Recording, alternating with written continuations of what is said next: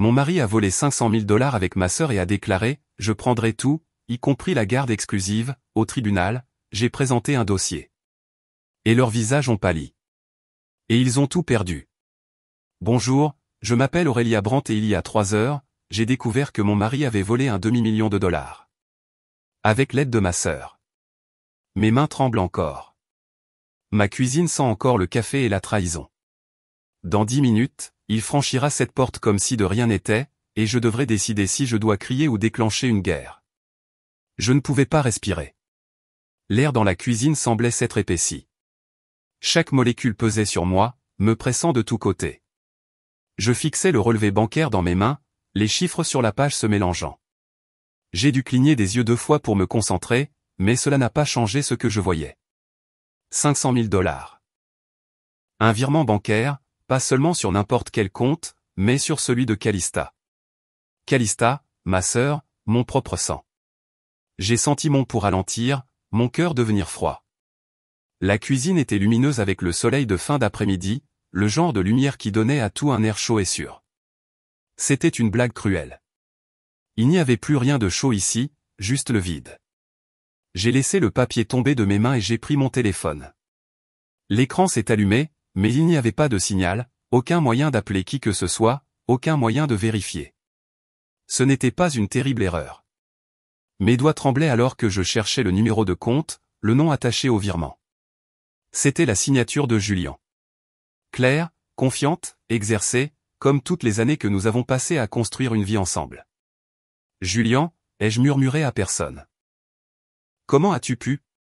Je voulais crier, lancer le téléphone à travers la pièce, mais au lieu de cela, je n'ai rien fait. Je suis juste resté là, figé. Mon esprit ne pouvait même pas rattraper la trahison qui se déroulait juste devant moi. Je n'étais pas en colère. J'étais juste engourdi. Je ne pouvais pas comprendre le poids de tout cela. La porte d'entrée grinça en s'ouvrant. Je ne me suis pas retourné. Je n'en avais pas besoin. Je savais que c'était lui. Julian entra, laissant tomber ses clés sur le comptoir avec un tintement désinvolte. Il ne remarqua même pas la tension dans la pièce. Il se dirigea vers la cuisine, ses pas résonnant comme toujours. Mais maintenant, chaque pas sonnait comme un battement de tambour, de plus en plus fort jusqu'à ce que ce soit tout ce que je pouvais entendre. Il n'était pas déphasé. Pas le moins du monde. Comme s'il n'avait rien fait de mal. Nous devons parler, dit-il comme si nous allions discuter de quelque chose de banal. Le poids de ces mots s'enfonça en moi comme du plomb. Ces paroles étaient presque répétées, comme s'il les avait pratiquées devant un miroir. Je voulais demander, que as-tu fait? Mais au lieu de cela, je restais immobile, le fixant. J'ai décidé d'aller de l'avant avec la garde exclusive, continua-t-il. C'est mieux pour Sarah. La stabilité, tu sais, la stabilité. La stabilité. Il m'a tout pris. Nos économies, notre avenir, et maintenant il me prenait ma fille aussi. Et il appelait ça la stabilité. L'audace, la cruauté. J'ai senti la rage monter, bouillonnant sous la surface. Mais je ne pouvais pas réagir. Pas encore. Je devais garder mon sang-froid. Je devais garder la tête froide. Il me regarda avec un sourire narquois, comme s'il me faisait une faveur. Je suis sûr que tu comprendras. C'est la bonne décision. Ma poitrine se serra. J'ai ouvert la bouche pour dire quelque chose. N'importe quoi, mais rien ne sortit. Il a dit qu'il prendrait tout. Et j'ai réalisé que je n'avais déjà plus rien. Le souvenir m'a frappé comme une gifle. La première fois que j'ai ignoré son mensonge. Il y a 3 ans, Julian avait emprunté de l'argent sur nos économies d'urgence. Juste jusqu'à ce que sa prime arrive, avait-il dit. Le prêt ne devait être que temporaire. Il avait promis de le rembourser. Mais quand je demandais, c'était toujours la même excuse. Le mois prochain, le prochain salaire. Et je l'ai cru. J'ai pensé aux innombrables fois où j'ai balayé ces petits mensonges, comment il me disait de lui faire confiance. Je lui avais fait confiance. Je lui avais tout donné, chaque partie de moi, mon cœur, mon âme, ma confiance. Et maintenant j'étais debout dans cette cuisine à regarder un papier qui brisait tout. J'ai regardé la photo sur le réfrigérateur. Elle datait de l'été dernier. Une photo de nous tous ensemble lors d'une réunion de famille.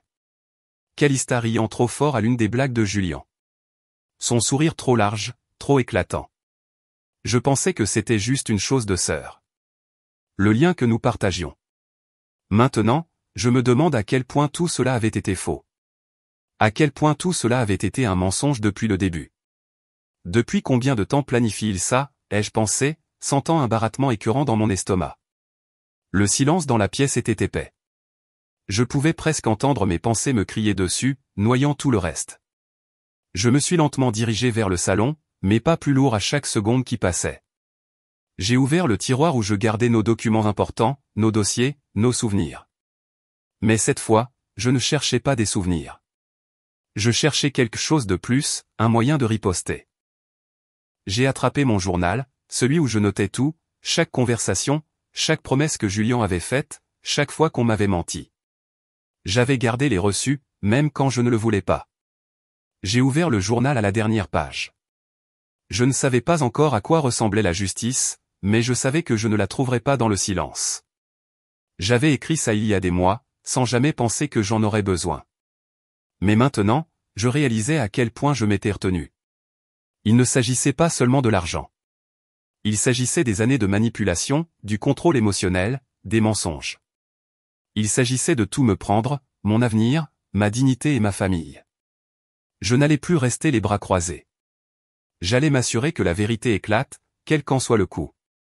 La porte s'est refermée derrière moi alors que je sortais du bureau de l'agent immobilier. Mes chaussures étaient lourdes, chaque pas s'enfonçant plus profondément dans le trottoir, comme si le poids de ce que je venais d'apprendre me tirait vers le bas. J'entendais à peine les bruits du centre-ville de Portland par-dessus le bourdonnement dans mes oreilles. Je marchais, mais je n'avais pas l'impression d'avancer. Je ne sais pas à quoi je m'attendais en venant ici aujourd'hui. Je pensais que c'était peut-être une erreur, une cruelle méprise, mais ce n'était pas le cas. L'appartement dans lequel Julien et moi avions vécu pendant des années, celui que nous appelions le nôtre, n'était plus à notre nom. Il avait été transféré. Non, il m'avait été volé. J'avais signé les papiers de procuration l'année dernière, lorsque Julien avait subi une opération d'urgence. Je lui faisais confiance. Comme j'ai pu être stupide. Comment ai-je pu manquer les signes alors que toutes les pièces étaient là, sous mes yeux? Je ne me souviens même pas d'être allé à la voiture. Je ne me souviens pas quand j'ai cherché les clés dans mon sac. Mais j'étais soudainement à l'intérieur, assise au volant de ma vieille berline. Le moteur tournait au ralenti dans la rue calme. Tout tournait. J'avais le vertige. Les lampadaires extérieurs se brouillaient, leur lumière jaune pâle filtrant à travers le pare-brise. Mais cela n'apportait aucun réconfort. La seule chose qui apportait de la clarté était la douleur vive dans ma poitrine. La prise de conscience que Julien avait utilisé ma confiance contre moi s'insinuait lentement. Une marée lente qui menaçait de me noyer. Il n'a pas seulement volé de l'argent. Il m'a volé de notre propre maison. Et il a utilisé ma propre confiance pour le faire. Je ne sais pas combien de temps je suis resté assise là, ma main agrippée au volant alors que mon esprit passait en revue chaque conversation que j'avais eue avec lui. Chaque moment que nous avions passé ensemble. Comment ai-je pu le manquer? Je ne pouvais m'empêcher de me demander depuis combien de temps cela durait. Depuis combien de temps je vivais dans un mensonge. Ce soir-là, après être rentré à la maison, j'ai ressenti un besoin impérieux de faire quelque chose, n'importe quoi qui me permettrait de reprendre le contrôle. Mes mains tremblaient en déverrouillant la porte d'entrée. L'odeur familière de la maison m'enveloppa. Mais ce n'était pas la maison dont je me souvenais. C'était un endroit qui me semblait étranger. Un endroit qui portait maintenant un poids que je ne pouvais pas secouer. Je suis allé directement à la cuisine. La photo encadrée pour l'anniversaire de ma mère l'année dernière était sur la cheminée, comme toujours. Mais quelque chose n'allait pas. C'était la photo de famille parfaite. Julien au centre, Calista souriant à côté de lui, et Sarah, ma belle petite fille, debout avec eux, tenant un ballon. Ils étaient tous heureux, tous ensemble. Mais je n'étais pas sur la photo. Pas en arrière-plan. Pas sur les bords. Il n'y avait aucune trace de moi. J'avais été effacé. J'avais été effacé de la photo qui était censée représenter notre famille. Je n'étais rien de plus qu'une ombre dans leur monde. Maintenant, personne ne m'a appelé pour cette photo. Personne n'a même pensé à me demander d'y être. Je les regardais, mon cœur s'enfonçant un peu plus à chaque seconde qui passait. La cuisine autour de moi a commencé à me sembler suffocante. Je ne pouvais pas respirer. J'ai senti mon pouce accélérer. Je ne savais plus quoi ressentir. Je ne savais pas ce que j'étais censé faire. Ils ne m'ont pas oublié. Ils ont décidé que je n'avais pas ma place dans le souvenir. Je n'étais pas nécessaire. J'étais invisible. Et cette prise de conscience, elle a brisé quelque chose en moi. Mais ce n'était pas le pire. Le pire, c'est quand j'ai regardé le sol sous la photo. Une seule enveloppe. Elle venait de l'avocat de la succession de ma mère. Je me suis penché et je l'ai ramassée, mes doigts tremblants en déchirant le sceau. À l'intérieur se trouvait une seule page, une lettre officielle indiquant que la propriété dont j'avais hérité, celle qui était censée être la mienne, avait été transférée à Calista. Le froid m'a frappé plus fort que je ne l'aurais cru. Calista avait tout pris. Elle avait pris ce qui était à moi. Ma famille, ma place, mon avenir. Mon esprit s'emballa alors que j'essayais de tout reconstituer.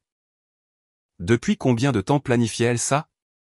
Avait-elle toujours comploté dans mon dos, faisant semblant de me soutenir alors qu'elle attendait le bon moment pour frapper? Et puis je me suis souvenu de quelque chose. L'année dernière, lorsque Julien avait été opéré, j'étais si fatigué, si épuisé par tout ce qui s'était passé dans nos vies. Je n'ai même pas réfléchi à 2 fois en signant les papiers qu'il m'avait apportés. Je lui faisais confiance. Et maintenant, j'avais été dépouillé de tout. Je n'ai pas pleuré.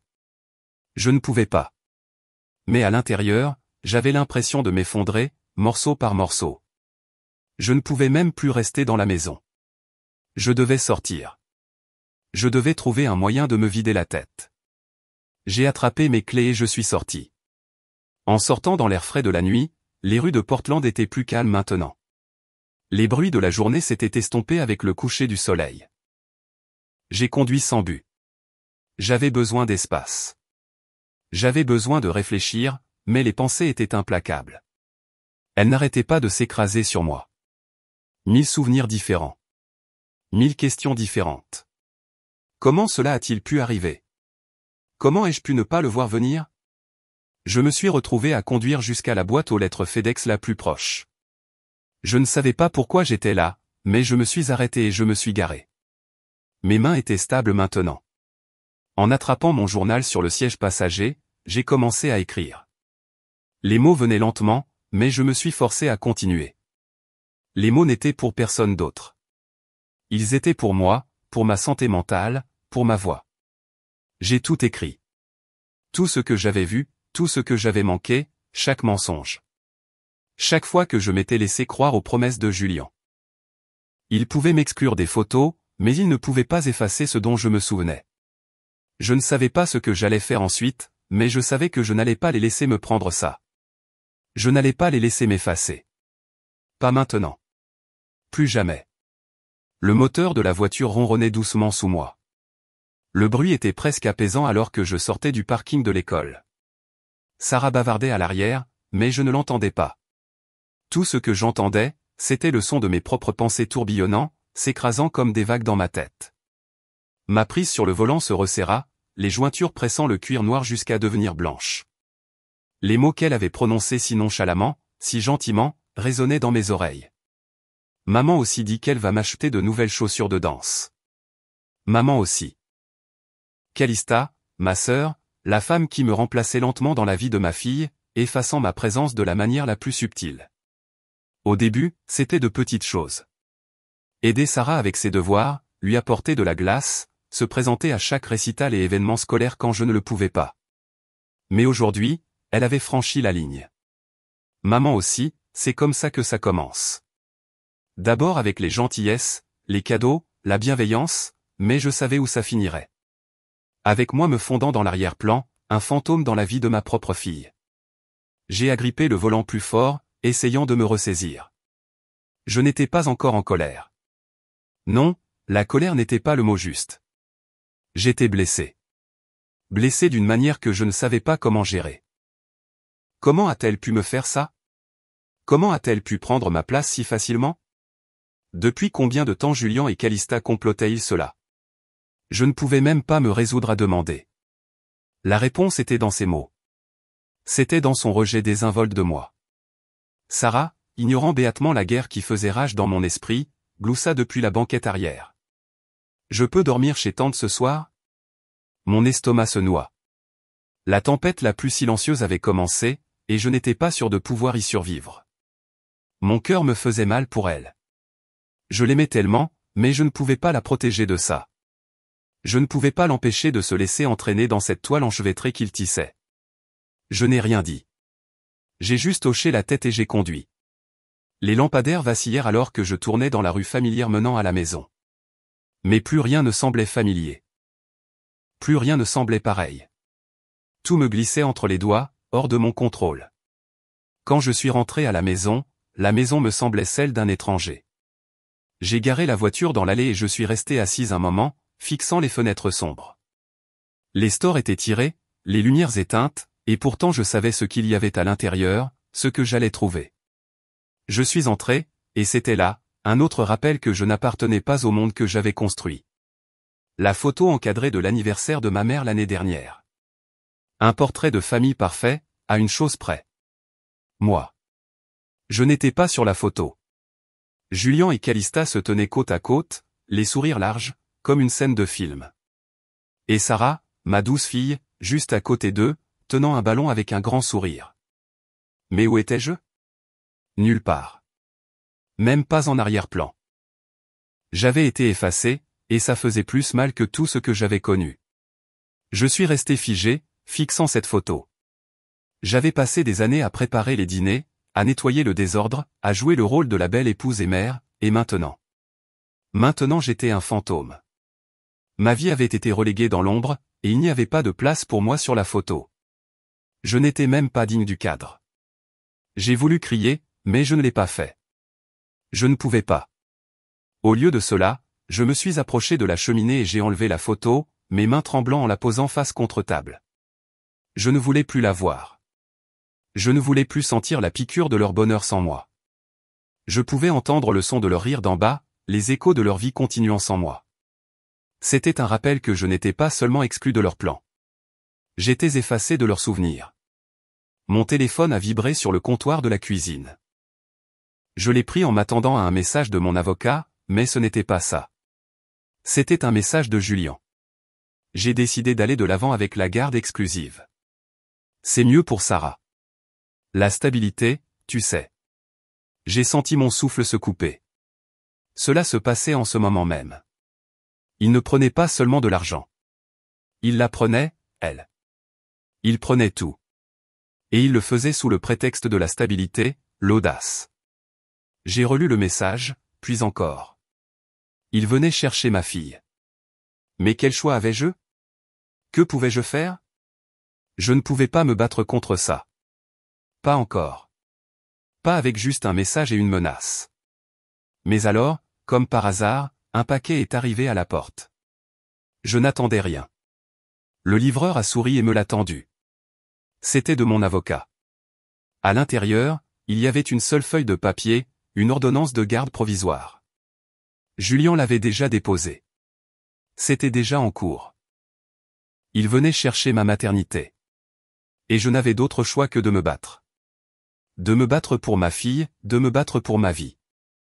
Je ne le laisserai pas faire. Je ne le laisserai pas tout prendre. J'ai claqué la porte derrière moi en entrant dans ma chambre. Le poids de tout cela m'a frappé. Le poids suffocant de la trahison. J'avais le vertige, mais je ne pouvais pas m'arrêter maintenant. Je devais continuer. J'ai ouvert le tiroir et j'ai sorti le carnet Moleskine noir, celui que j'avais utilisé pour tout noter. Chaque mensonge, chaque signe manqué, chaque promesse non tenue. Tout avait mené à cela. J'ai attrapé un stylo et j'ai commencé à écrire. Pas pour quelqu'un d'autre, pour moi, pour ma propre santé mentale. Les mots venaient lentement, mais ils venaient. J'ai écrit tout ce dont je me souvenais. Chaque mensonge que je m'étais laissé ignorer. Chaque promesse que j'avais crue sans poser de questions. J'ai écrit jusqu'à ce que l'encre traverse la page. Jusqu'à ce qu'il ne me reste que la vérité. Je ne savais pas ce qui allait se passer ensuite. Je ne savais pas ce que l'avenir me réservait.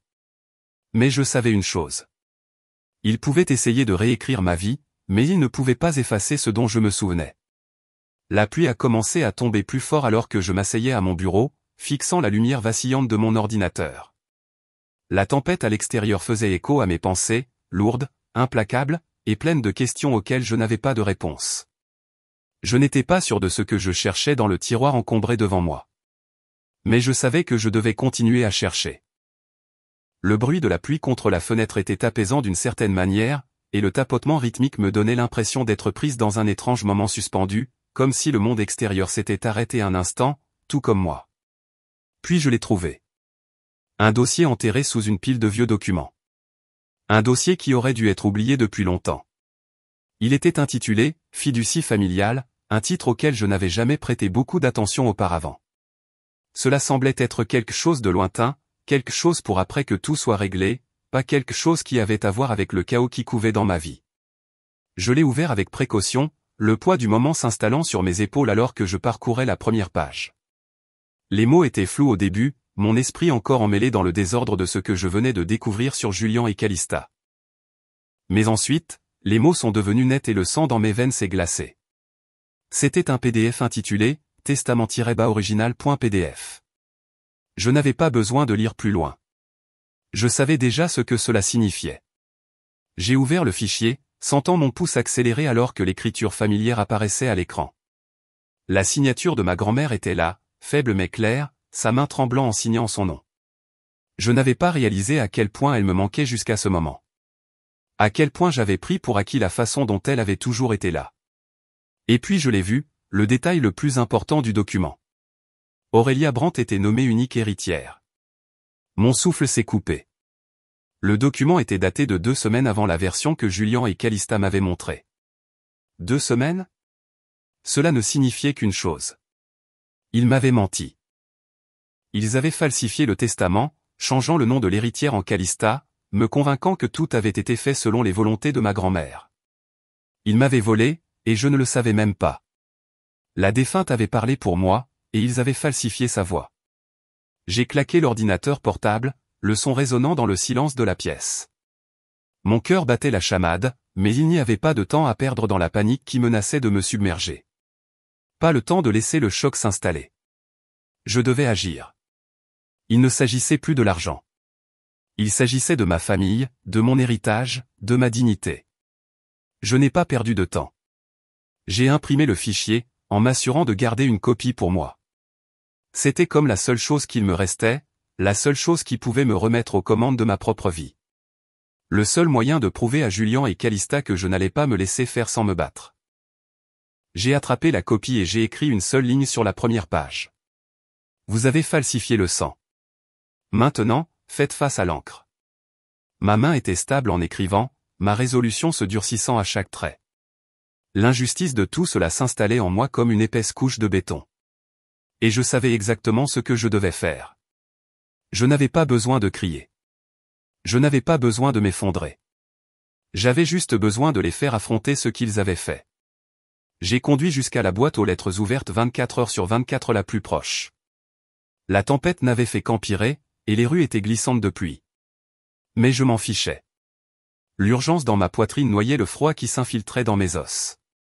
Je suis resté dehors, le vent fouettant autour de moi, et j'ai déposé l'enveloppe dans la boîte aux lettres. Le tonnerre gronda au loin alors que je retournais à ma voiture, le poids de la décision s'abattant sur moi. S'ils voulaient la guerre, j'apporterais des archives, pas de la rage. De retour à la maison, je ne suis pas entré tout de suite. Je suis juste resté assise dans la voiture quelques minutes, respirant profondément. La pluie avait trempé ma veste, et mes mains tremblaient encore. J'ai essayé de me calmer, de me rappeler que j'avais le contrôle maintenant, que j'avais fait ce qu'il fallait faire. Mais plus rien ne semblait normal. Toute ma vie avait été bouleversée et je n'avais aucune idée de ce à quoi ressemblerait la prochaine étape. Sarah était encore à l'école et je ne savais pas comment lui expliquer tout ça.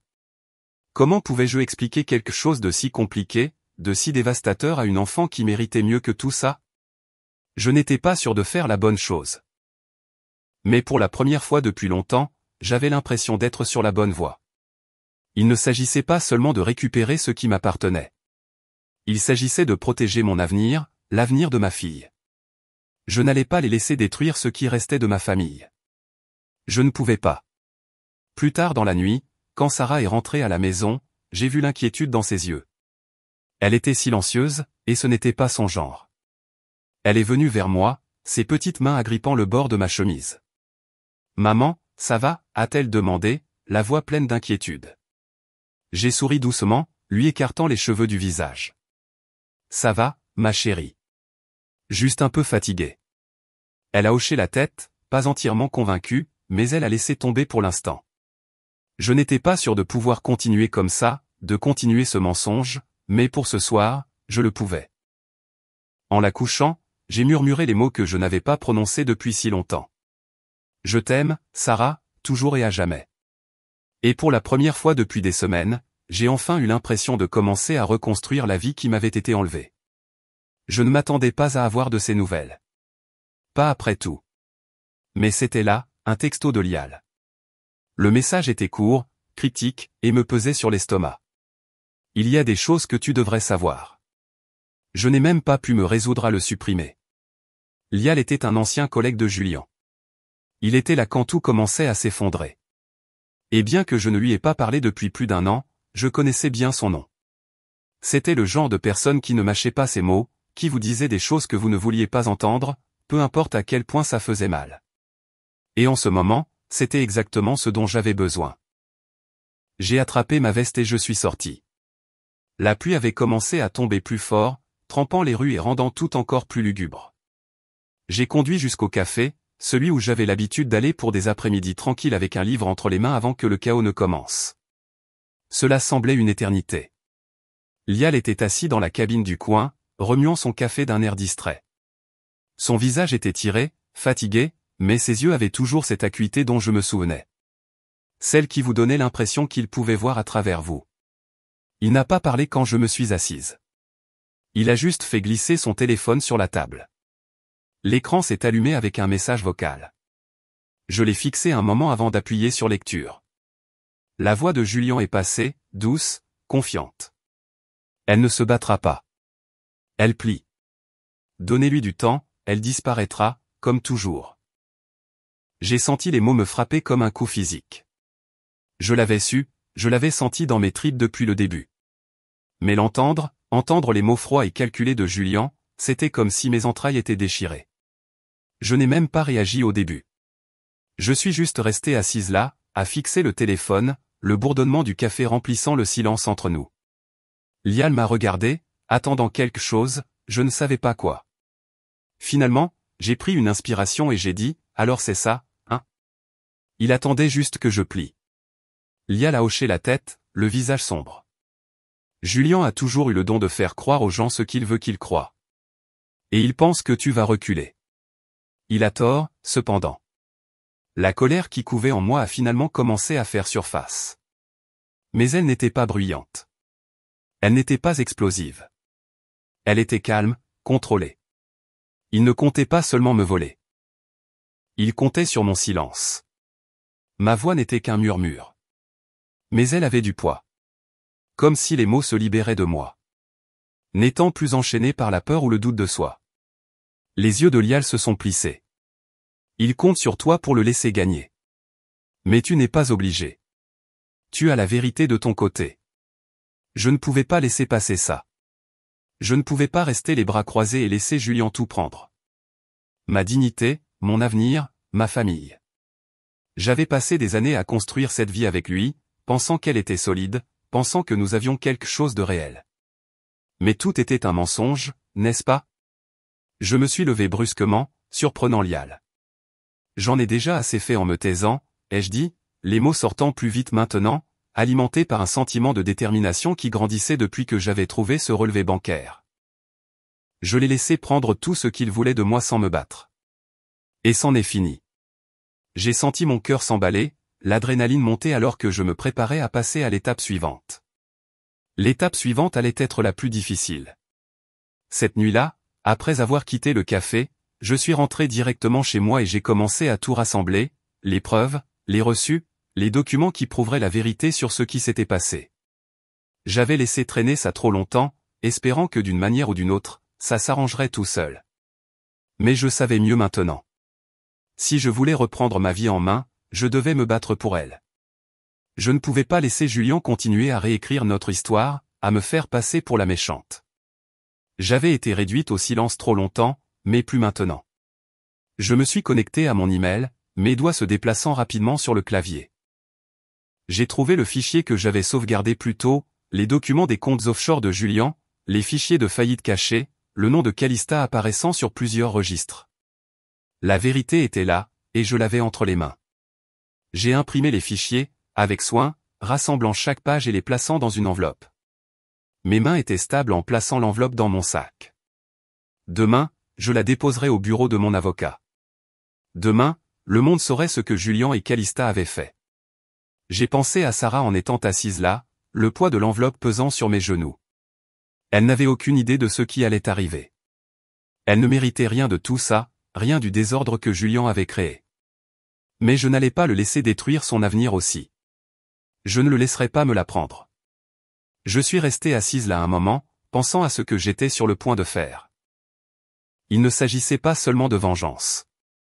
Il ne s'agissait pas seulement de l'argent. Il s'agissait de justice, de reprendre ce qui m'appartenait. Et je n'allais pas m'arrêter. Pas maintenant. Plus jamais.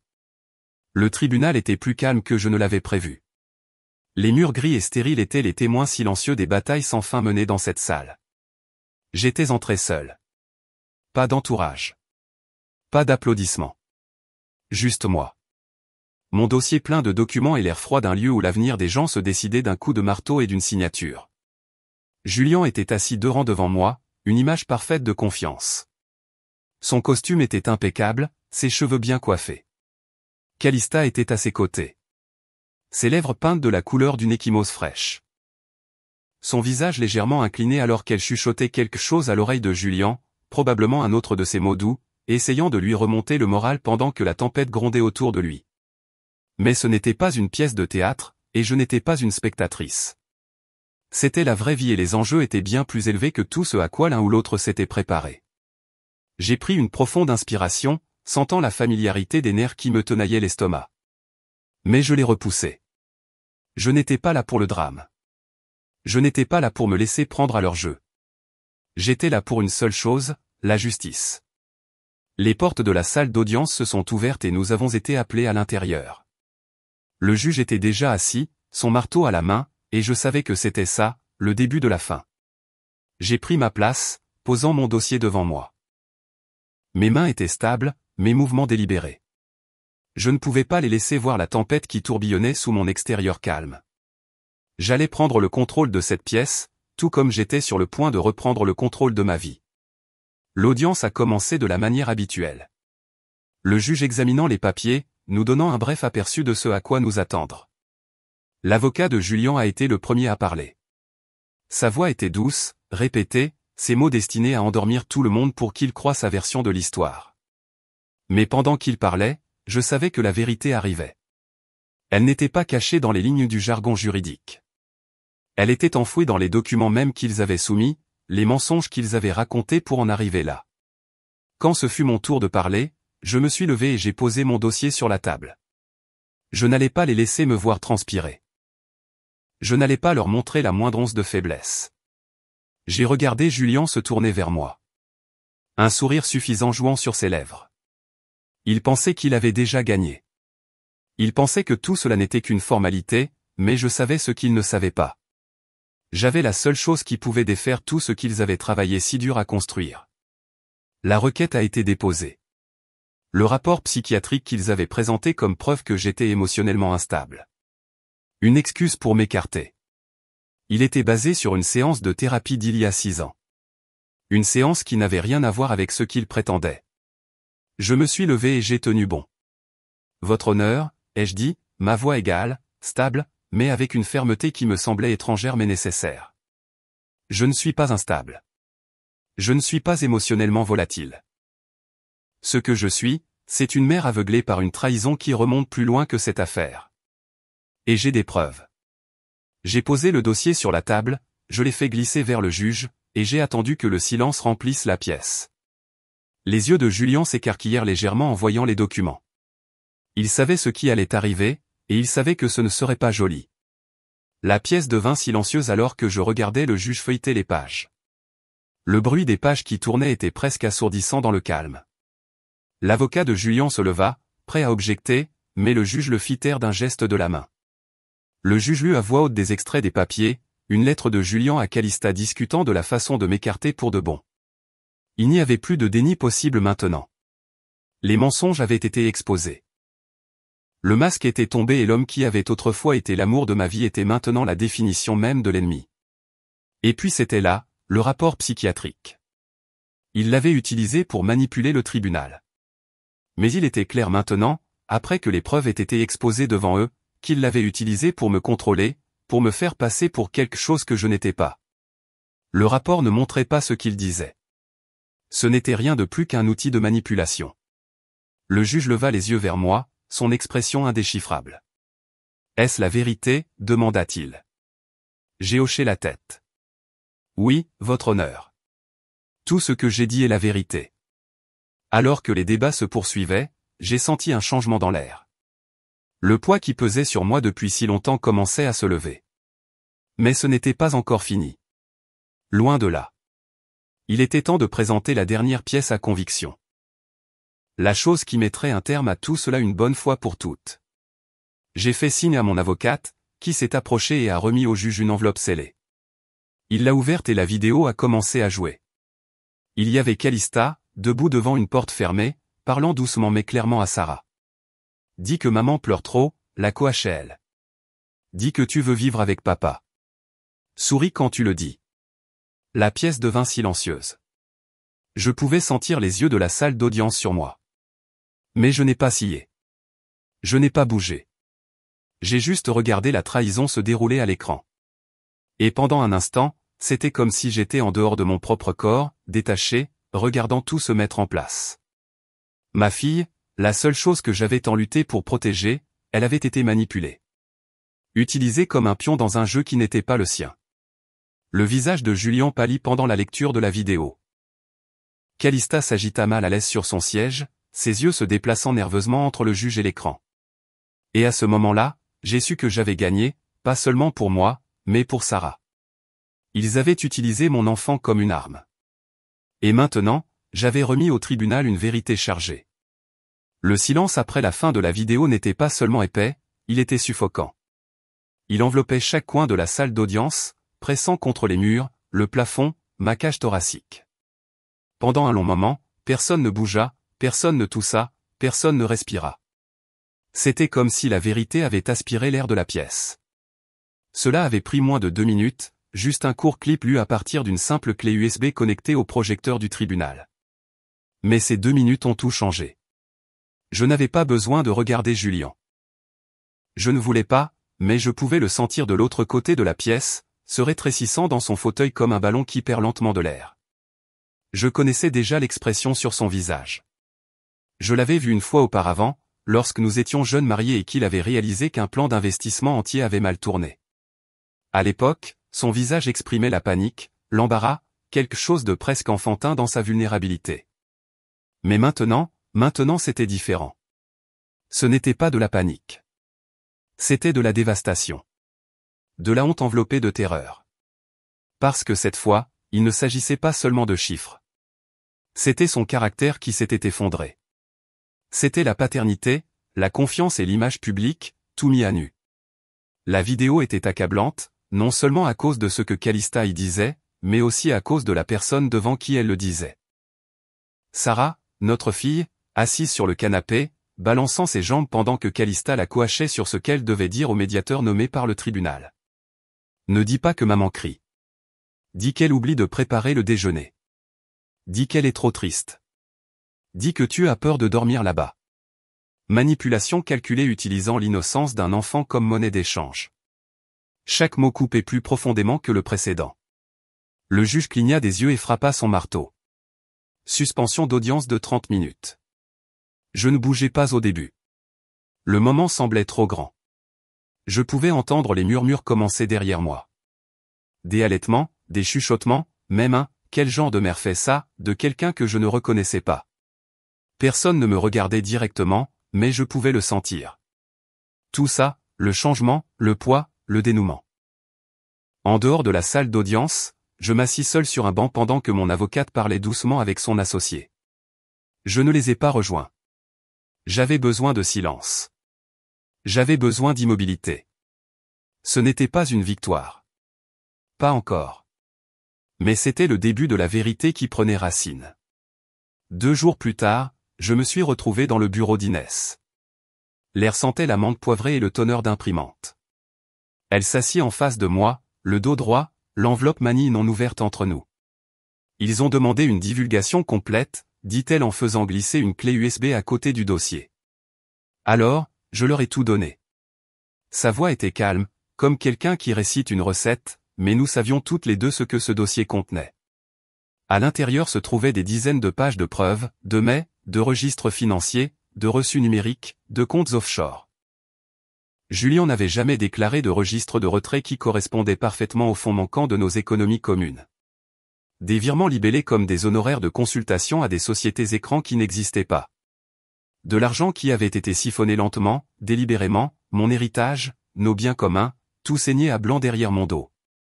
Ils voulaient la garde exclusive, dis-je sèchement, les yeux fixés sur l'enveloppe. Ils ont vidé mes comptes. Alors j'ai donné au tribunal ce qu'ils ont essayé de cacher. Inès hocha la tête. Nous le soumettons au juge. L'IRS a déjà signalé. Nous n'avons pas souri. Il n'y avait rien à célébrer. Juste la vérité libérée comme une longue respiration retenue. Et la vérité, comme toujours, laissa des dégâts dans son sillage. Le lendemain matin, Internet s'était enflammé. Le monde d'influenceuses soigneusement organisé de Calista commença à s'effondrer. Les marques qui avaient autrefois fièrement affiché son visage sur des publicités sur papier glacé commencèrent à retirer leur soutien. Les commentaires inondèrent sa dernière vidéo. Vous avez menti à vos fans. Utilisez un enfant pour gagner la garde. Dégoûtant. Honte à vous. Son publiciste publia une vague déclaration sur des malentendus et des affaires familiales privées, mais il était trop tard. Le récit avait changé. Elle ne pouvait plus le contrôler. Le cabinet d'avocats de Julien publia une note laconique annonçant son congé temporaire, invoquant des urgences personnelles. Un euphémisme que tout le monde comprit, mais rien ne piqua plus que l'appel téléphonique de l'école de Sarah. Madame Cross. La voix de la conseillère était douce, presque hésitante. Nous réévaluons les restrictions de visite à la lumière des nouvelles conclusions du tribunal. De plus, Sarah a demandé à vous dessiner aujourd'hui. Elle ne voulait pas d'aide. Elle a dit qu'elle savait exactement ce qu'elle voulait dessiner. J'ai serré plus fort le téléphone, la gorge nouée. Elle a dessiné une image de vous lui tenant la main, continua la conseillère, et la légendée ma vraie maman. Les larmes ne sont pas venues tout de suite. Je n'ai pas sangloté. J'ai juste fermé les yeux et j'ai laissé le silence me bercer. Toutes les validations ne viennent pas des juges. Parfois, elles viennent de crayons de couleur et de papier de construction. Lors de la session suivante du tribunal, l'énergie était différente. Pas de fanfaronnade, pas de regard suffisant, pas de Calista. On lui avait conseillé de ne pas comparaître, invoquant des problèmes de bien-être mental. Julien était assis avec son avocat, les lèvres serrées, les doigts agités contre son pantalon. Le juge entra tranquillement, mais son regard était plus vif, son ton plus délibéré. Il examina les nouveaux documents en silence, tournant page après page, tandis que la tension s'épaississait comme du brouillard. Après examen des preuves soumises, dit finalement le juge, le tribunal délivre une ordonnance de protection d'urgence avec effet immédiat. Il est interdit à Calista Brand tout contact avec l'enfant mineur en attendant une évaluation psychologique. Son nom est retiré de toutes les listes de ramassage scolaire et extrascolaire. J'ai regardé la posture de Julien se dégonfler, sa confiance lui glissant entre les doigts comme du sable. De plus, continua le juge, les comptes financiers de Julien Cross sont par la présente gelés en attendant une enquête de l'IRS et un examen plus approfondi de la divulgation des biens matrimoniaux. Julien ouvrit la bouche pour protester, mais son avocat posa une main sur son bras, une supplique silencieuse. Ne rends pas les choses pires. Je ne bougeais pas. Je ne me réjouis pas. Je ne clignais même pas des yeux. Je suis juste resté assise alors que le tribunal enregistrait chaque mot, chaque décision, chaque correction du dossier qu'ils avaient tant essayé d'écrire sans moi. Pas de vengeance, pas de performance, juste la vérité. Tranchant plus profondément que n'importe quel spectacle qu'ils aient jamais monté.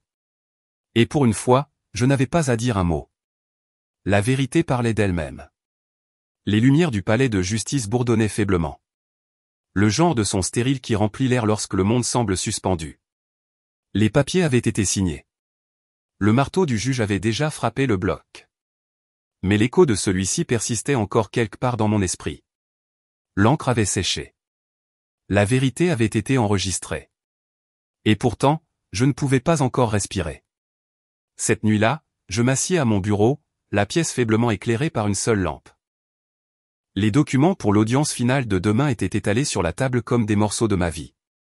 Chaque reçu, chaque message, chaque photographie qui signifiait autrefois l'amour mais qui s'était transformée en preuve. Je traçais du doigt les bords des pages. Le papier était rugueux sous ma peau. Mon téléphone vibra à côté de moi. J'hésitais avant de le décrocher. Sarah, lisait l'écran. Mon cœur s'arrêta. Il était plus de minuit. Je répondis rapidement, ma voix douce. Ma chérie, qu'est-ce qui ne va pas? Pendant un instant, je n'entendis que sa respiration. Puis, doucement, elle dit, maman, j'ai trouvé tes photos. Je fronçai les sourcils. Quelles photos? Celles sur ton ordinateur. Celles où toi et papa étiez heureux. Sa voix tremblait. J'ai aussi lu les messages. Je voulais savoir pourquoi tout avait changé. Ma gorge se serra. Sarah, tu ne devrais pas, je dois, interrompit-elle. Sa voix était fragile mais stable. Et Calista m'a dit des choses. Elle a dit que tu étais parti parce que tu ne nous aimais plus. Mais sur ces photos, tu as l'air de nous aimer. L'air sembla quitter la pièce. J'appuyai ma main contre ma poitrine, sentant mon rythme cardiaque s'accélérer sous ma paume. Je vous aime, Sarah. Je vous ai toujours aimé, murmurai-je. Je n'ai jamais arrêté. Elle resta silencieuse un long moment. Puis, d'une voix si petite que je pouvais à peine l'entendre, elle dit, ils m'ont dit de dire de mauvaises choses sur toi. Ils ont dit que si je le faisais, nous serions de nouveau tous ensemble. Le monde sembla basculer. Je fermai les yeux, retenant mes larmes. Ma fille, mon propre enfant, avait été transformée en messagère de leurs mensonges. Ce n'est rien, mon bébé, dis-je doucement. Tu n'as pas à t'expliquer. Mais je le voulais, répondit-elle. Je ne savais plus ce qui était vrai. Mais maintenant, je le sais. Ces mots brisèrent quelque chose en moi et le réparèrent en même temps. Je voulais la serrer dans mes bras, lui promettre que tout irait bien. Mais tout ce que je pouvais faire, c'était murmurer, je sais quelle est la vérité, mais maintenant, toi aussi. À la fin de l'appel, je restai assise là un long moment, fixant l'écran silencieux du téléphone. La maison était silencieuse, à l'exception du bruit de la pluie contre la fenêtre. Demain n'était pas seulement une autre audience. C'était la fin. Le moment où tout s'effondrerait ou se tiendrait enfin. Le lendemain matin, je me tenais devant le miroir du palais de justice, lissant mon blazer. La femme qui me fixait ne ressemblait pas à celle qui avait autrefois pleuré tranquillement dans le noir. Ses yeux étaient plus vifs maintenant, ses épaules plus droites. Julian et Calista étaient déjà assis lorsque j'entrai dans la salle d'audience. Les yeux de Calista évitaient les miens. Ceux de Julian, non. Il sourit narquoisement, mais il y avait quelque chose de fragile derrière. Inès se pencha vers moi, chuchotant, « Prête ?» J'ai hoché la tête. Finissons-en. Le juge appela l'audience à l'ordre. La phase finale, présentation des preuves et plaidoirie finale. L'avocat de Julian commença le premier, parlant de ce ton huileux familier. Votre honneur, mon client maintient que Madame Brandt a manipulé des documents, exagéré des affirmations, et... Assez, interrompit le juge. Son ton était plus froid que je ne l'avais entendu auparavant. Nous avons les preuves. Inès se leva tranquillement. Votre honneur, dit-elle en remettant le dossier final. Cela inclut les rapports vérifiés de l'IRS, les relevés de virements et les registres d'ingérence dans la garde. Puis elle me regarda. Madame Brandt aimerait faire une déclaration finale. Je me suis levé, les paumes posées sur la table, stable et sûre. Pendant 8 ans, ai-je commencé, j'ai cru en l'idée de la famille. Je croyais que l'amour suffisait à réparer les mensonges, à ignorer la trahison. Mais la croyance ne rend pas quelque chose vrai. L'épreuve, si. Le juge hocha légèrement la tête. Je me suis tourné pour faire face à Julian et Calista. Je n'ai pas de discours. Je n'ai pas de drame, ai-je dit doucement. Tout ce que j'ai, ce sont des preuves, et c'est tout ce dont ce tribunal a jamais eu besoin. Inès posa légèrement la main sur mon bras. Nous en avons terminé. Le juge se pencha en arrière dans son fauteuil, feuilletant les pages. La pièce devint immobile. Même l'air sembla cesser de bouger. Les seuls sons étaient le léger grincement de son fauteuil et le doux bruissement des papiers. Chaque tour de page était comme un marteau frappant la pierre. Lent, délibéré, irréversible. Le visage de Julien se vida de sa couleur alors que les rapports financiers apparaissaient à l'écran. Comptes offshore, virements cachés et déclarations commerciales falsifiées. Ses lèvres s'entr'ouvrirent, mais il ne dit rien. Calista semblait plus petite maintenant, comme un ballon se dégonflant en temps réel. La confiance qu'elle portait autrefois comme un parfum s'était estompée pour laisser place à autre chose, quelque chose de brut et d'humain. Le juge parla enfin, sa voix calme, mais finale. Ce tribunal conclut que M. Cross et Mlle Brandt se sont livrés à des fausses déclarations financières, à une coercition émotionnelle et à une tentative d'ingérence dans la garde. Tous les biens précédemment retenus seront saisis et réattribués à Mme Brandt. L'avocat de Julien lui chuchota quelque chose, mais Julien ne réagit pas. Ses mains restèrent à plat sur la table, les doigts tressaillant une fois avant de s'immobiliser. Le juge continua, la garde exclusive de l'enfant mineur, Sarah Brandt, est accordée à Mme Brandt. Il est par la présente interdit à Mlle Calista Brandt tout contact avec l'enfant mineur. M. Cross est condamné à payer une restitution égale au montant saisi sous forme de contribution en fiducie à l'enfant. La salle d'audience était de nouveau silencieuse. Puis le son du marteau, final, absolu. En dehors du palais de justice, l'air semblait plus pur. Je me tenais sur les marches, la lumière du soleil perçant la brume matinale. Inès me serra doucement l'épaule. « Tu l'as fait, dit-elle. » J'ai souri faiblement. « Nous l'avons fait. »« Non, » corrigea-t-elle. « Tu as survécu. » J'ai ri doucement. Le son étrange à mes propres oreilles. Survivre, c'est suffisant. En me dirigeant vers ma voiture, j'ai vu Julien et Calista à distance. Il parlait à son avocat, son expression vide. Elle se tenait à côté de lui, des larmes coulant sur son visage, son sac de créateur glissant de son bras. Ils se ressemblaient à des étrangers, à des acteurs dont la scène venait de se terminer. Je n'ai pas arrêté de marcher. En montant dans ma voiture, j'ai tourné la clé. Le moteur ronronnait doucement. Pour la première fois depuis des mois, je n'ai pas senti le nœud dans mon estomac. Je n'ai pas senti le poids sur ma poitrine. Juste de l'air, léger, de l'air pur. En rentrant chez moi, j'ai baissé la vitre. Le vent s'est emmêlé dans mes cheveux. Le monde extérieur était toujours imparfait, toujours brisé, mais il était de nouveau à moi. Le combat était terminé. La bataille était gagnée. Et pour la première fois, je me suis senti de nouveau entière. J'ai quitté le palais de justice sans me retourner. Pas de gros titres, pas de reporter, juste le bruit de mes talons frappant le béton et l'air qui circulait enfin dans mes poumons comme s'il y appartenait de nouveau. Pas lourd, pas emprunté, juste le mien. Quelques semaines ont passé, le genre de semaines qui se confondent lorsque votre vie a cessé de tourner et recommence enfin à tourner. Lentement et silencieusement, comme une horloge à remontoir que vous aviez oublié de remonter. Il n'y avait plus de papier à signer. Pas d'audience à préparer. Pas de contre-interrogatoire attendant de me prendre en défaut. La guerre était terminée. Mais la guérison n'arrive pas en silence. Elle arrive dans la vie qui suit. On m'a demandé de parler à un forum communautaire, sur les droits juridiques des femmes, les réalités des tribunaux de la famille. J'ai hésité. Parler en public n'avait jamais été mon truc. Pas avant, pas pendant, pas même maintenant. Mais j'ai dit oui. Non pas parce que je voulais l'attention, mais parce que je savais ce que c'était que de se sentir sans voix. Et peut-être que quelqu'un dans ce public avait besoin d'entendre que la survie n'était pas seulement possible. C'était une sorte de puissance silencieuse. Je portais un pantalon noir et un chemisier crème, pas de talons de créateur, pas de mascara, juste moi. La version de moi-même qui n'avait pas besoin de décoration pour être digne d'être vue. Les chaises pliantes étaient remplies d'étrangers. Mais j'ai vu quelque chose de familier dans leurs yeux. La façon dont ils tenaient leur carnet, la façon dont certains d'entre eux évitaient le contact visuel comme si regarder de trop près pouvait les défaire. J'avais été cette femme. Je me suis approché du microphone, je l'ai légèrement ajusté et j'ai commencé. Je ne suis pas venu ici aujourd'hui pour parler de la façon de gagner, ai-je dit doucement, parce que pendant longtemps, je ne l'ai pas fait. J'ai baissé les yeux, puis je les ai relevés, stables. J'ai laissé les gens me définir.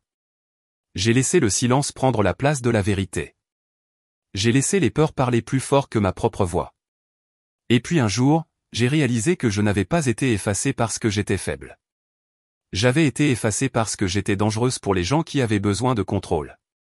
La pièce était immobile. Je veux vous dire quelque chose que j'aurais aimé que quelqu'un me dise, ai-je continué. La justice n'est pas bruyante. Il ne s'agit pas des gros titres ou des victoires au tribunal. Elle est stable. Elle est implacable. Elle est profondément personnelle. Certaines femmes hochèrent la tête. L'une d'elles tamponna ses yeux avec un mouchoir. Vous n'avez pas besoin de crier pour être entendu, ai-je dit, ma voix stable maintenant. Vous avez juste besoin de vous tenir debout. Et parfois, se tenir debout, c'est assez. Après l'événement, je suis rentré chez moi. La route était familière maintenant, pas hantée. Je n'attendais pas le prochain coup, le prochain rebondissement. La tension qui me suivait comme une ombre avait commencé à se dissoudre. En entrant par la porte d'entrée, Sarah était assise à la table de la cuisine. Des crayons de couleur éparpillés autour d'elle comme des confettis. Elle dessinait. Elle leva les yeux en souriant. J'ai fait quelque chose. Je m'assis à côté d'elle. Elle brandit le dessin. Un dessin de 2 personnes debout sous un arbre. Une grande, une petite. Toutes 2 souriantes. C'est toi et moi, dit-elle. Et on va bien maintenant. Je ne pus parler un instant. Ma main chercha la sienne, chaude et ferme. Le passé était toujours là, derrière nous, mais il ne nous définissait pas, je suis désolée, maman, dit-elle. J'aurais dû te le dire plus tôt. Je ne savais juste pas ce qui était bien. J'ai repoussé une mèche de cheveux derrière son oreille. Tu le sais maintenant. C'est ce qui compte. La maison ne ressemblait plus à un champ de bataille. Elle ressemblait à quelque chose de nouveau. Pas parfait, mais plus proche de l'entier. Je n'avais pas besoin d'être parfaite. J'avais juste besoin d'être entière. Cette nuit-là, après que Sarah soit allée se coucher, je me suis tenu devant le miroir de la salle de bain. Mon reflet rencontra mon regard sans ciller. La femme qui me fixait n'était pas celle qui avait pleuré tranquillement dans son oreiller il y a des mois. Elle n'était pas celle qui se figeait quand on la traitait de folle. Elle n'était pas celle qui pliait. Elle était stable, marquée, et toujours debout. Mon téléphone sonna. Je ne reconnus pas le numéro au début, mais je répondis quand même. Salut. La voix de ma mère passa, hésitante. Je voulais juste prendre de tes nouvelles.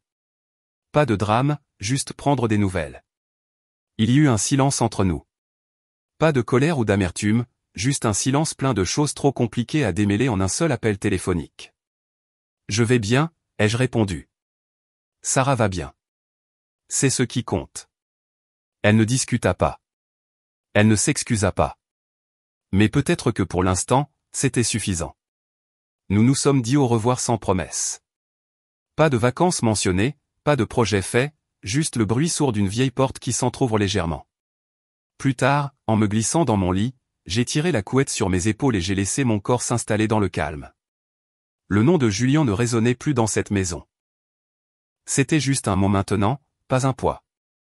Le chapitre était clos, non pas avec haine ou colère, mais avec la connaissance que j'étais libre de vivre selon mes propres termes. Parfois, les batailles les plus difficiles ne sont pas gagnées au tribunal, mais dans les moments calmes qui suivent, lorsque vous choisissez de ne pas porter la douleur en avant. Et vous? Avez-vous déjà été effacé de votre propre histoire et avez-vous dû vous battre pour y revenir? Si cette histoire a résonné en vous, n'oubliez pas de vous abonner.